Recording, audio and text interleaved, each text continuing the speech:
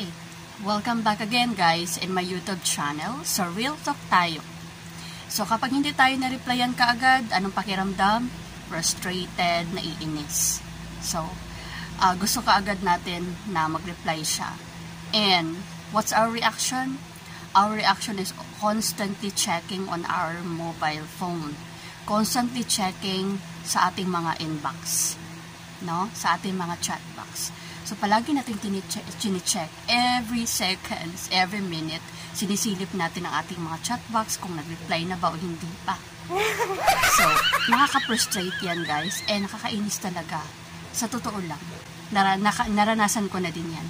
Naiinis talaga ako sa ganyan. But, I tried my best para hindi ako affected sa ganyang klaseng sitwasyon. But again, like I said, I will give you some tips kung paano hindi kayo masyadong affected pag hindi kayo kaagad na-replyan o hindi kaagad siya nakapag-respond sa message mo. Okay? So, these tips is kung paano mo mababawi yung power, yung iyong well-being. My first steps for that, you have to reflect on yourself. So, paano ba mag-reflect sa ating mga self? So, we are going to reflect on ourselves. We are going to look for pattern, trust issue, kung saan ikaw ba ay mayroong problema sa trust, mahirap bang magtiwala, mahirap bang magbigay ng tiwala sa isang tao, nag-iisip ka ba ng mga bagay na kagaya ng baka mayroon ng iba, baka may iba nang hinahanap ko doon, or baka papalitan ako, or meron ka bang takot sa rejection? Yung natatakot ka ba, nakaisip ka na ba na kapag may nasabi kang mali, o baka may nasabi akong mali na hindi niya nagustuhan, that's why he didn't respond to my message right away? Or maghahanap na ba to ng iba? Papalitan ba ako nito? Meron option lang ba ako? Or sa mga ganyang part guys? Or meron ka bang takot sa abandonment? Takot ka ba sa abandonment? Natatakot ka bang iwanan dahil iniisip mo na may nasabi kang mali o na may nasabi kang hindi niya nagustuhan? So, kailangan natin guys tingnan yung mga pattern na yan. Baka dyan tayo sa category na belong. That is why exaggerated tayo kapag hindi tayo kaagad na replyan o kapag hindi kaagad siya nag-respond sa ating mga message.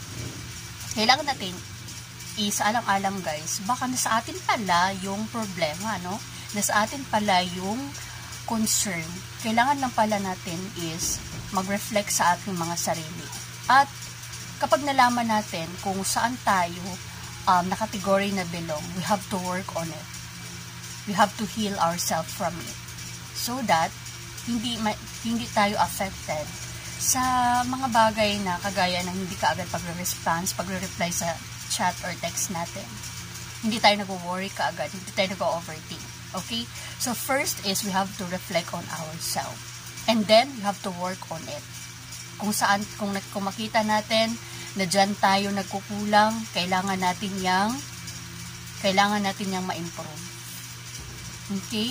Isa din yan guys sa mga magandang tips ko para magkaroon ng healthy boundaries, healthy relationship is yung makita natin sa ating sarili kung saan tayo nagkukulang, kung saan yung pagkukulang natin at mapunuan natin yon, na hindi natin kailangan ng ibang tao para punuan yon. At kasi tayo mismo ay makakaya nating punuan yung mga wala sa atin at hindi tayo maghahanap ng ibang tao para yun ang magpupuno kung ano yung wala sa atin. Okay?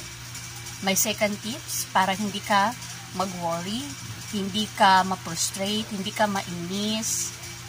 Kung sakaling hindi ka agad siya nag-respond sa chat or text mo, is kailangan mong ng goal. Anong goal yun? Okay? Ang goal na yun is para sa iyong mental well-being, your mental health. Mga negatibong vibes sa paligid natin. Hindi tayo masyadong affected. Kaya nating i-cope. Kaya nating i-adjust yung ating mga sarili sa mga negative vibes around us. Nasa tamang direksyon tayo At isang rason dyan is makakagawa tayo ng isang tamang desisyon. So, kailangan natin ng goal, guys, on how to protect our mental well-being. And to protect our mental well-being is we needed to stop these things. Overthinking, we needed to be calm. So, kalmado tayo. We needed to stop a negative. Kasi yan ang nakakasira ng ating mental well-being. Magiging damage at hindi tayo makakagawa ng mabuting desisyon. Okay? Ang aking pangatlong tips for you guys para hindi kayo masyadong affected, hindi kayo masyadong irritated, frustrated kapag di siya nag-chat kapag di siya nag-reply sa chat or text mo is kailangan mong i-consider it. Okay? Kailangan mong mag-consider. Anong i-consider mo, guys? Alright, so ito yung i-consider mo. Kailangan mo i-consider yung sitwasyon. Okay?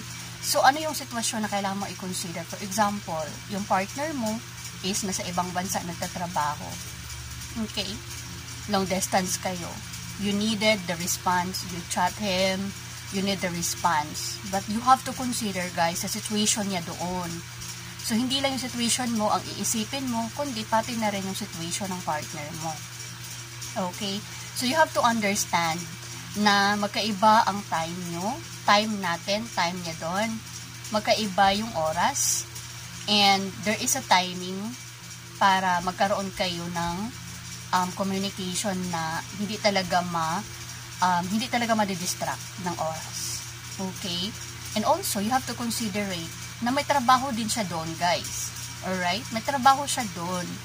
And isang i-considerate mo sa sitwasyon niya doon is, guys, lalong-lalo na sa abroad, talaga namang stricto sa pagdadala ng gadget kung saan sila naka-assign sa trabaho. For example, hindi sila pwedeng magdala ng gadget or anything na cellphone doon sa kanilang kung saan sila naka-assign. Bawal yung mobile phone, bawal mag-chat or gumamit ng mobile phone. At hindi lang hindi lang abroad, guys, ang pag-uusapan natin, no? Kasi kahit dito sa Pilipinas naman, alam naman natin na talagang bawal yung gagamit ka ng gadget sa oras na nagtatrabaho ka. So, kailangan mo din i-considerate yan. Kailangan mo din unawain yung sitwasyon ng partner mo. Kahit sa Pilipinas nga, stricto nga dito how much mo kaya kung sa abroad pa nagtrabaho yung partner mo. 'Di ba? Kahit sa Pilipinas nga, magtatrabaho ka, wag mo sabihin sa akin, pwede kang magdala ng cellphone sa loob kung saan ka naka-assign. O, 'di ba? So, kung siguro magdadala ka ng cellphone doon kung saan ka naka-assign, tago-tago o patago lang. Siyempre, nakaka-pressure naman yun on that part. Okay, so ano yun?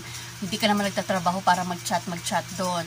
'Di ba? So, you have to consider ang sitwasyon na yan, dahil hindi lahat ng sitwasyon, guys, is sa atin lang nakatuon o tayo dapat ang maging priority ng ating mga partner.